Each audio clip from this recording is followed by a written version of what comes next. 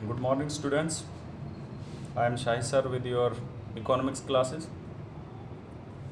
So, today we have our chapter number 8 and our topic is role of human capital formation. या हम ये भी कह सकते हैं कि human capital formation and economic growth, यानी मानव पूंजी विकास और उत्पादन क्षमता, इकोनॉमिक्स का विकास दोनों कैसे एक दूसरे के साथ साथ चलते हैं। यानी मानव पूंजी में विकास होने के कारण अर्थव्यवस्था में किस तरह से विकास होता है, तो उसका हम वर्णन करेंगे। तो देखते हैं, the following observation throw light on how human capital formation contribute to the process of prosperity and development which are below. तो first point is change in emotional and material environment of growth. पहला point है हमारा change in emotional and material environment of growth. जब मानव पूंजी में विकास होता है, यानी जैसे जैसे लोगों के आचार व्यवहार तथा उनकी जो आकांक्षाएं विकास परक बनती जाती हैं, वैसे वैसे उनका भावात्मक वातावरण विकास के लिए अनुकूल हो जाता है और भौतिक वातावरण में जैसे संवर्धी में सहायक हो जाता है, क्योंकि जब समाज में कुशल तथा प्रशिक्षित श्रमिकों की संख्या में वृद्धि होती है तो हमारी आर्थिक संवर्धी की योजना और कार्यक्रमों को क्रियान्वित करने में सरल हो जाती है। यानी जब हमारे जो अच्छे डॉक्टर हैं, अच्छे इंजीनियर हैं, जब वो विकास परक उनकी जो सोच बन जाती है, तो हम जो भी कोई प्लानिंग बनाते हैं, कोई भी पॉलिसी बनाते हैं, तो उसको इम्प्लीमेंट करने में आसानी हो जाती है। सेकेंड पॉइंट हमारा increase in productivity of physical Capitals. यानी जब हमारी मानव पूंजी में विकास होता है तो हमारी जो उत्पादन क्षमता होती है वो अधिक हो जाती है। Physical Capitals increase in productivity, यानी जो हमारा भौतिक पूंजी की उत्पादकता में वृद्धि हो जाती है, उसके कारण भौतिक पूंजी यानी ह्यूमन कैपिटल से होती है और जो हमारी मशीनरीज होती हैं उनका जो विकास होता है तो उत्पादन क्षमता ऑटोमेटिकली ही बढ़ जाती है। तो जो हमारी प्रति इकाई उत्पादन है वो इंक्रीज हो जाती है, प्रति इकाई उत्पादकता में वृद्धि हो जाती है। जैसे श्रम की प्रति इकाई उत्पादकता, तो जैसे विशिष्ट इंजीनियर तथा कुशल कारीगर अन्य लोगों की अपेक्षा मशीनों का निश्चित रूप से बेहतर ढंग से प्रयोग कर सकते हैं। देखिए, जब ह्यूमन कैपिटल्स में विकास हो जाता है तो जो हमारे पास मशीनरीज होती हैं, अगर उनको अप्रशिक्षित व्यक्ति उनका यूज़ करेंगे, चलाएंगे, तो उनकी जो उत्पादकता है वो इतनी नहीं हो पाएगी, वो कम रहेगी। और जो कम रहेगी तो इसका मतलब प्रति व्यक्ति जो श्रमिक जो उत्पादकता है वो कम रहेगी।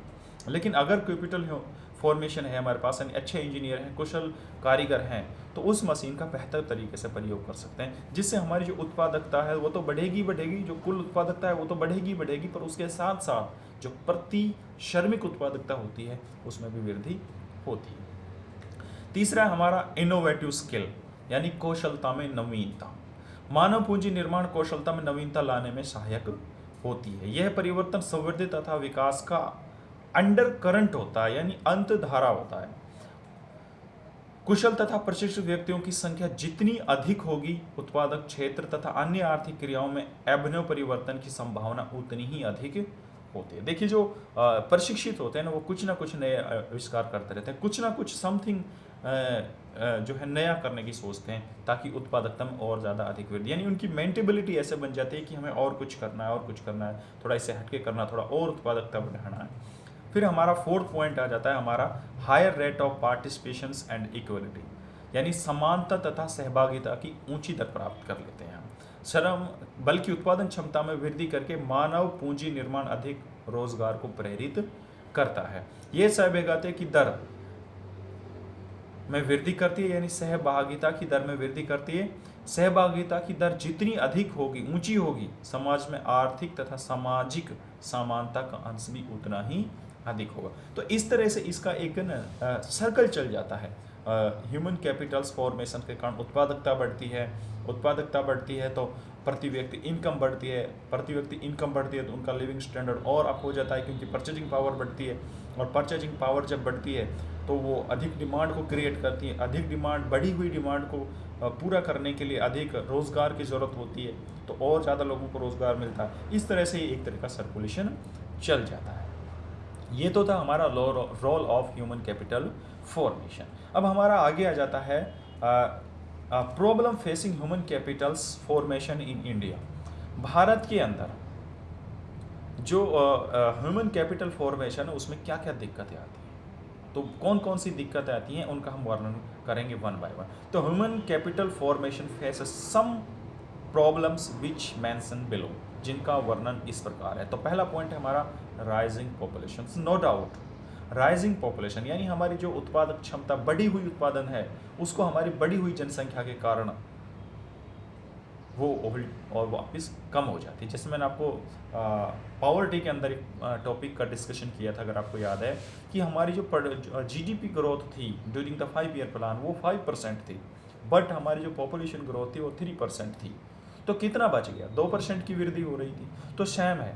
तो हमारा जो है सबसे बड़ी प्रॉब्लम है कैपिटल फॉर्मेशन में कि राइजिंग पॉपुलेशन। अब देखिए बढ़ी हुई जनसंख्या को ना तो उतना अच्छा हेल्थ फैसिलिटी मिल सकती है, ना ही उसको उतनी अच्छी एजुकेशन मिल सकती है, तो उसकी जो उत्पादन क्षमता है, जो उसकी स्किल है, वो उसका सही से डेवलपमेंट नहीं हो सकता। तो इसलिए जो बढ़ती हुई पॉपुलेशन है वो हमारी ह्यूमन कैपिटल फॉर्मेशन में बाधा सिद्ध होती है।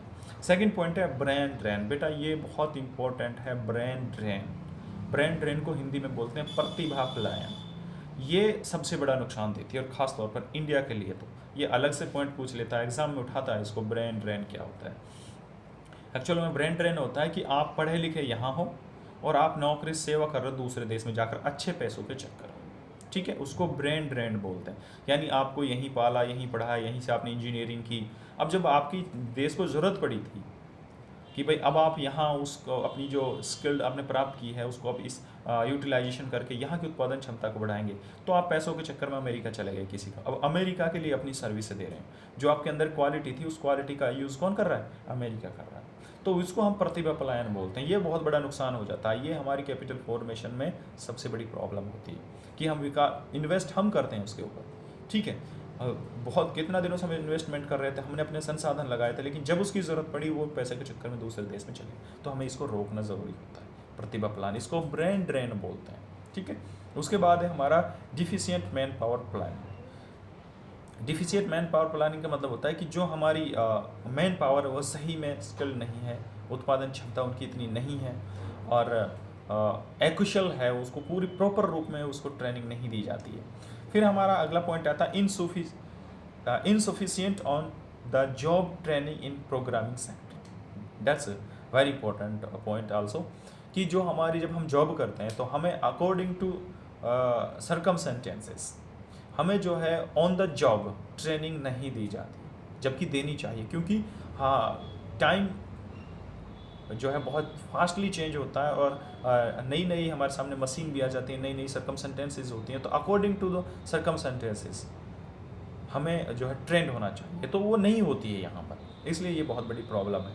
लॉ एकेडमिक स्टैंडर्ड, इसमें कोई दो राह नहीं है कि हमारा जो एकेडमिक स्टैंडर्ड है वो बहुत लो है। हम आज भी अंग्रेज़ों का वही जो उन्होंने अपने जो यहाँ 1835 में अंग्रेज़ों ने जो एजुकेशन सिस्टम बनाया था, हम आज भी उसी को फॉलो कर रहे हैं।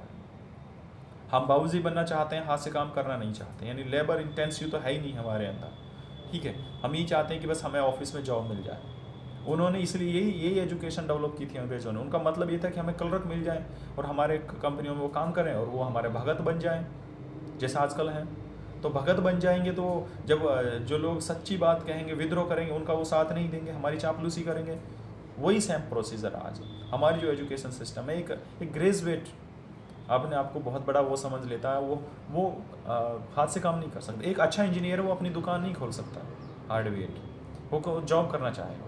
तो ये सबसे बड़ी प्रॉब्लम, जो हमारी एकेडमिक स्टैंडर्ड है वो बहुत लो है, ठीक है। तो ये था बेटा हमारा आज के इस चैप्टर में। इसका थोड़ा बहुत और पार्ट बचेगा, उसको हम नेक्स्ट क्लास में करेंगे। आज के लिए इतने ही। Thank you very much.